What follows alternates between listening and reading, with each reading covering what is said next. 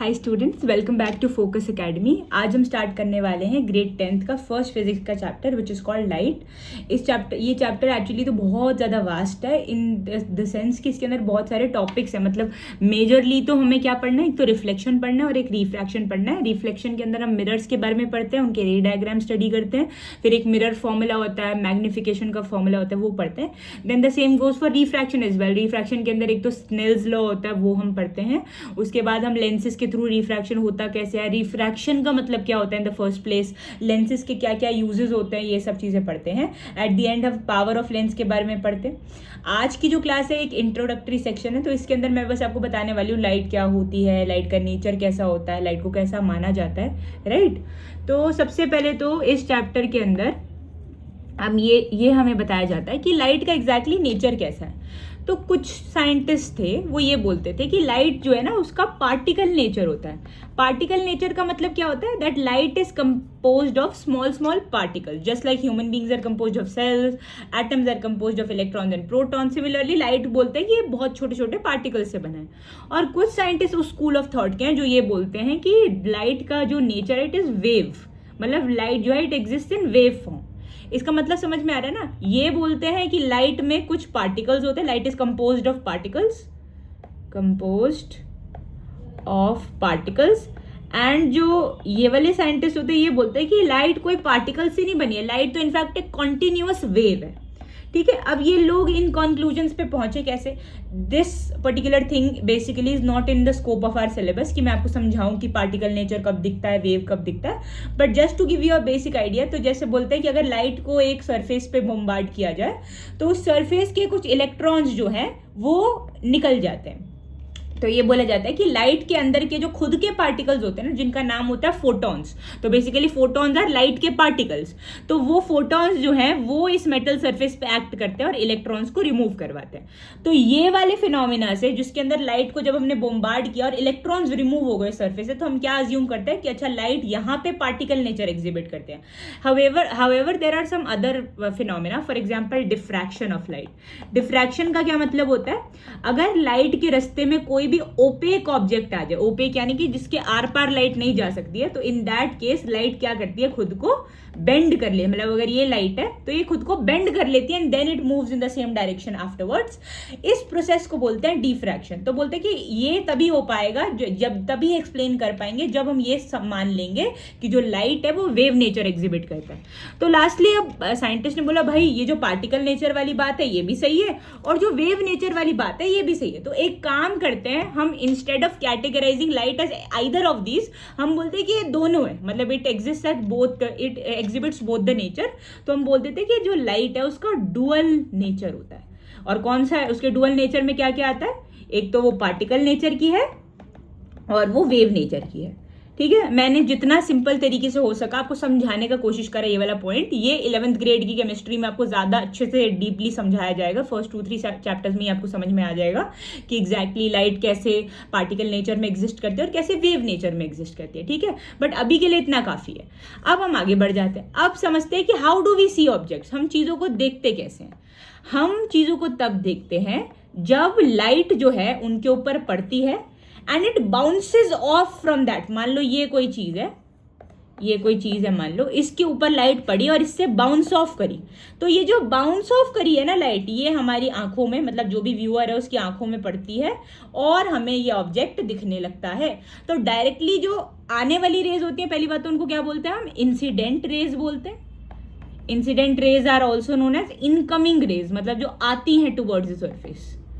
और जो रिफ्लेक्ट होती है उनको हम बोलते हैं रिफ्लेक्टेड रेज। ठीक है, तो जो रिफ्लेक्टेड रेज जब ऑब्जर्वर की आंख के अंदर जाती है तब जाके हमें ये ऑब्जेक्ट जो है ये दिखता है। तो डायरेक्टली इंसिडेंट रेज नहीं पड़ रही है हमारी आंखों में, हमें क्या दिख रहा है, जब लाइट पड़ी किसी चीज पर और वो बाउंस बैक करी उस चीज से, तब हमें वो चीज जाकर के दिख पाएगी। ठीक है भाई, तो this is how we are able to see objects due to reflection of light is when we are able to see objects. अब now that we are talking about reflection, एक बार लिख लेते हैं भाई रिफ्लेक्शन होता क्या है। रिफ्लेक्शन बेसिकली एक ऐसा फिनोमिना है जिसके अंदर light bounces of from a surface. The phenomena in which light bounces of a surface. ठीक है, अगर हम रिफ्लेक्शन को कोई समझाना चाहें तो ये अगर ये हमारा सरफेस है, सॉरी, ये हमारी इंसिडेंट रे में हमेशा एरो इस तरफ लगना चाहिए टू शो कि वो बाहर से सरफेस की तरफ आ रही है। रिफ्लेक्टेड रे में एरो इस तरफ लगना चाहिए और बीच में एक हम इमेजिनरी लाइन अज्यूम करते हैं। इस इमेजिनरी लाइन को हम क्या बोलते हैं? नॉर्मल। क्या अब ये नॉर्मल क्या होता है? बेसिकली ये एक इमेजिनरी लाइन है जिसको हम क्या मानते हैं? एक ऐसी लाइन जिसको हम बोलते हैं कि ये सरफेस के परपेंडिकुलर है, मतलब ये नॉर्मल जो है सरफेस से 90 डिग्री का एंगल बनाती है। तो which makes 90 degree angle with the surface. ठीक है भाई, अब ये बनाने की जरूरत क्यों पड़ी है ये समझ लेते हैं। ये मैंने आपको ऑलरेडी बताया, ये हमारी इंसिडेंट रे है, ये हमारी क्या है? रिफ्लेक्टेड रे है। इंसिडेंट रे और नॉर्मल के बीच जो एंगल होता है इसको हम क्या बोलते हैं? Angle of incidence. और जो नॉर्मल और रिफ्लेक्टेड रे के बीच में जो एंगल होता है उसको हम बोलते हैं एंगल ऑफ रिफ्लेक्शन। तो ये लिख लेते हैं एक बार, जो स्मॉल आई है, angle I is the angle of incidence. और वो एंगल ऑफ इंसिडेंस किसके बीच में होता है? It is between the incident ray and normal.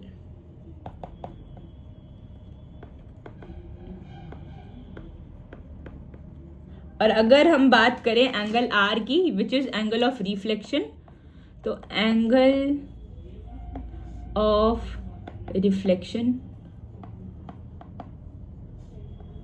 Between the reflected रे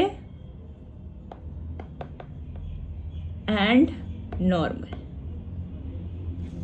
ठीक है, ये हो गया। अब ये याद रखना है कि ये एंगल बनता किसके बीच में? Angle of reflection reflected ray और नॉर्मल के बीच में होता है, और angle of incident incident ray और नॉर्मल के बीच में होता है। अब हमने ऑलरेडी पढ़ के आए हुए हैं हम छोटी क्लासेस में भी लॉज ऑफ रिफ्लेक्शन, तो जस्ट एक बार उनको रिवाइज करेंगे। लॉज ऑफ रिफ्लेक्शन क्या होते हैं? सबसे पहला लॉ ये कहता है कि जो एंगल ऑफ इंसिडेंस है वो एंगल ऑफ रिफ्लेक्शन के बराबर होता है। जो अभी अभी हमने देखा, angle of incidence is equal to angle of, और ये हमेशा वैलिड है एज लॉन्ग एज वहां पे रिफ्लेक्शन हो रहा है, तो ये इन एनी केस काम करेगा, वो सरफेस स्मूथ हो, रफ हो, कैसा भी हो।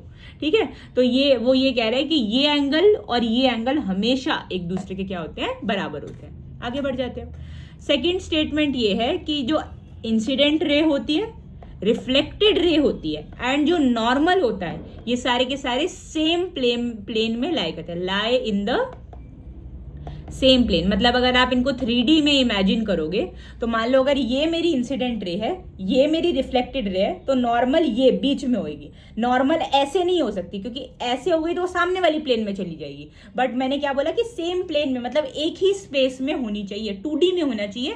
ऐसा नहीं हो सकता कि दो रेज ऐसे और एक रेज सामने है या पीछे है, क्योंकि अगर एक भी रे सामने या पीछे मतलब परपेंडिकुलर हो गई तो वो अलग प्लेन में आ जाएगी। अगर ये चीज किसी को समझने में कॉम्प्लिकेटेड रखती है तो बस इतना याद रखो कि इंसिडेंट रे, रिफ्लेक्टेड रे और नॉर्मल हमेशा सेम प्लेन मतलब सेम 2D स्पेस में लाई करते हैं, अलग प्लेन्स में नहीं रह सकते। ठीक है, ये हम ऑलरेडी पढ़ चुके हैं पहले भी। ये हो गया हमारे लॉज ऑफ रिफ्लेक्शन। एक चीज और समझ लेते हैं, टाइप्स ऑफ रिफ्लेक्शन। हमने 2 टाइप के रिफ्लेक्शन ऑलरेडी पढ़ी हुई हैं, 8th ग्रेड में पढ़ा दी जाती हैं ये मोस्टली। तो एक होता है रेगुलर रिफ्लेक्शन और एक होता है डिफ्यूज्ड रिफ्लेक्शन, जिसको इररेगुलर रिफ्लेक्शन भी बोल सकते हैं। अब दोनों में अंतर क्या होता है? रेगुलर रिफ्लेक्शन वो रिफ्लेक्शन होता है जिसमें ऑलमोस्ट स्मूथ सरफेस है। ऑलमोस्ट क्यों बोल रही हूँ? क्योंकि कोई भी सरफेस जो है वो 100% स्मूथ नहीं हो सकता है, बट ये काफी स्मूथ सरफेस के लिए हम अज्यूम करते हैं कि जैसे इंसिडेंट रे आई और ये रिफ्लेक्टेड रे गई, अगेन इंसिडेंट रे आई, अगेन ये रिफ्लेक्टेड रे गई, इंसिडेंट रे आई, अगेन रिफ्लेक्टेड रे गई। तो इसमें आप एक चीज देख रहे हो, हर केस में आप देखो रिफ्लेक्शन हो रहा है तो एंगल ऑफ अगर मान लो मैं ये वाली इंसिडेंट और रिफ्लेक्टेड कंसीडर करूं तो एंगल ऑफ इंसिडेंस और एंगल ऑफ रिफ्लेक्शन तो बराबर होगा ही होगा। बट उसके अलावा आप क्या देख रहे हो कि जब भी सरफेस जो है ये स्मूथ होता है तो जो इंसिडेंट रेज होती है ये आपस में पैरेलल है, ये सारी आपस में पैरेलल है ना, क्योंकि ये एक दूसरे को कट नहीं कर रही और इनके बीच का जो स्पेस है वो इक्वी डिस्टेंट है, मतलब इक्वल स्पेस है इनके बीच में। और यही अगर हम बात करें रिफ्लेक्टेड रेज के बारे में तो ये भी एक दूसरे के पैरेलल है और ये भी क्या है, इक्वी डिस्टेंट। तो इन रेगुलर रिफ्लेक्शन जो सरफेस होता है वो स्मूथ होता है, जिसके कारण जो इंसिडेंट रेज होती हैं वो पैरेलल होती हैं, are parallel, and reflected rays भी आपस में, मतलब इंसिडेंट रेज आपस में पैरेलल होती हैं, रिफ्लेक्टेड रेज आपस में पैरेलल होते हैं। Reflected rays are also parallel, ठीक है। अगर यही हम बात करें डिफ्यूज रिफ्लेक्शन की, एक चीज याद रखना, अब जैसे ये आया, अब ये सरफेस जो है ना इसको थोड़ा हम इरेगुलर बना देते हैं, ये हमारा इरेगुलर सरफेस है, मतलब not smooth, something that is not smooth, तो ये रफ सरफेस है हमारा। अब इसमें क्या होगा, ये इंसिडेंट रे आएगी और ये रिफ्लेक्टेड रे, ये मान लो यहां से इंसिडेंट रे आ रही है और ऐसे रिफ्लेक्ट हो गई, ये मान लो एक कोई यहां से आ रही है और ये रिफ्लेक्टेड है। तो मतलब जो रफ सरफेस है उसके अंदर इंसिडेंट रेज जो है, जो आने वाली रेज है, ये एक दूसरे के पैरेलल नहीं है।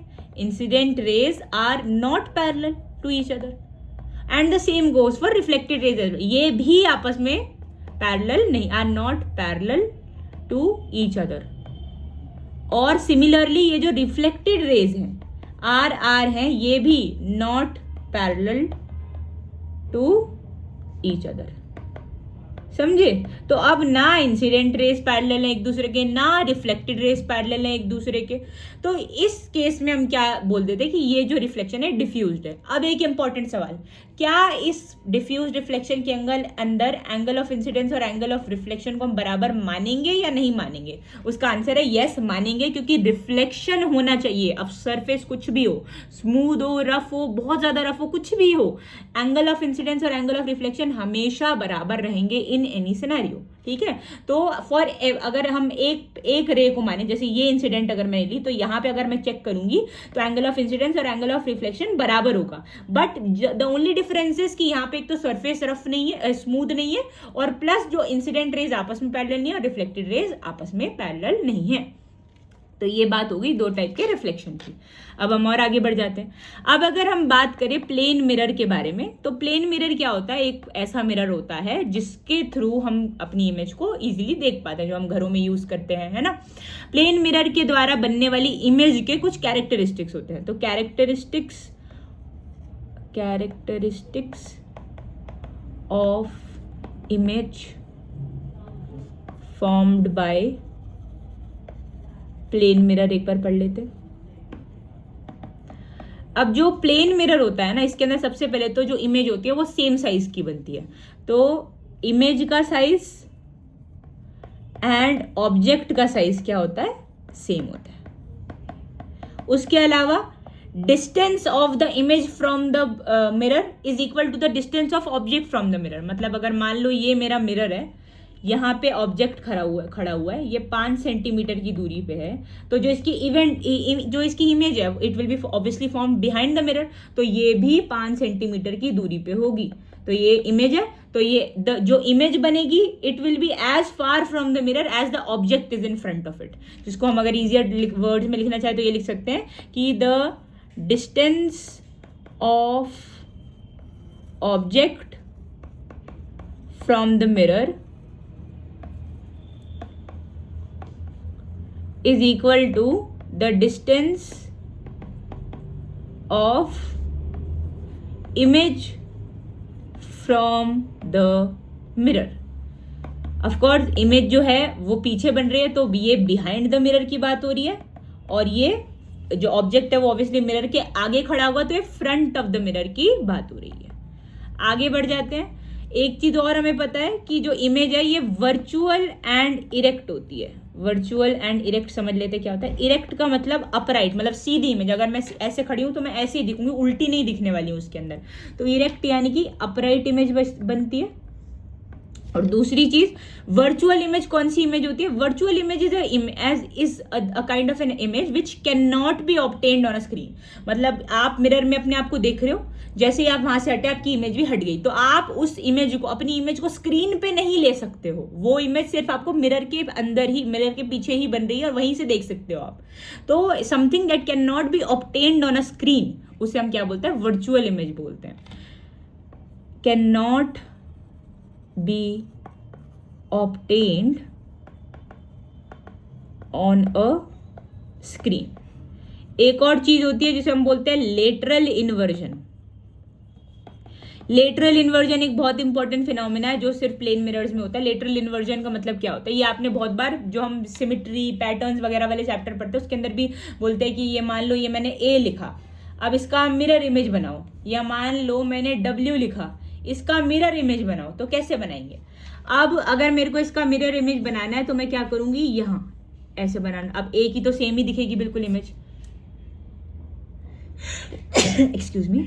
अब सेम डब्ल्यू की भी ये ऐसे बना देंगे हम इमेज। ये तो सारे चलो ऐसे मैंने लेटर्स ले लिए जो सेम ही दिखेंगे, है ना। जैसे अगर मैंने मान लो जे ले लिया तो जे कैसा दिखेगा? वहां उल्टी साइड पे ऐसे हो जाएगा जे, ऐसा मिरर के अंदर। तो मिरर में बेसिकली क्या होता है, अगर मैं अपना राइट खड़ा करती हूँ हाथ तो मिरर के अंदर वो लेफ्ट दिखता है, और अगर मैं लेफ्ट खड़ा करती हूँ अपना हाथ तो मिरर में राइट दिखता है। अब आप सोचोगे नहीं, मैं अगर हम यहाँ पे ऐसे हाथ खड़ा कर रहे हैं तो मिरर में भी ऐसे ही दिख रहा है हमको, इसी तरफ ही इसने हाथ खड़ा किया।